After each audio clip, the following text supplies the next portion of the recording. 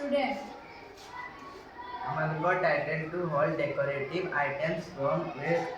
plastic materials. এইটো আমালোকে এনে প্লাষ্টিক দ্ৰব্যবিলাক মাটিত পৰি থাকে ইয়াৰ কাৰণে মাটি প্ৰদূষিত হয় আৰু প্লাষ্টিক জৈৱিক বিঘ্নিত নহ'ব সেইকাৰণে আমালোকে এইটো মাটিত পৰি থাকিলে মাটি প্ৰদূষিত হয় আৰু প্লাষ্টিক জ্বলাই দিলে বায়ু প্ৰদূষিত হয় আৰু এতিয়া সময়ত এইটো প্লাষ্টিকটো এটা ডাঙৰ সমস্যা আছে আমালোকৰ কাৰণে সেইকাৰণে আমালোকে প্ৰদূষণটো কম কৰিবলৈ কাৰণে এইটো অলপ সজাবৰ কাৰণে বস্তুটো বনাইছোঁ এইটো আমালোকে ঘৰতো সজাই ৰাখিব পাৰোঁ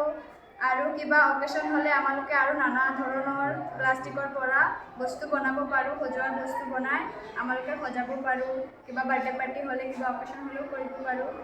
আৰু আমালোকে এইটো বনাইছোঁ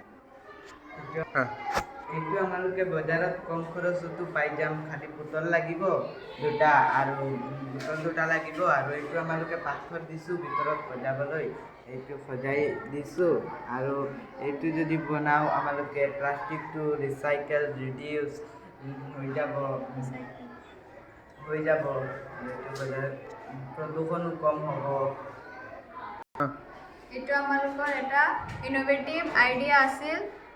সেইকাৰণে এইটো আমালোকে প্লাষ্টিকটো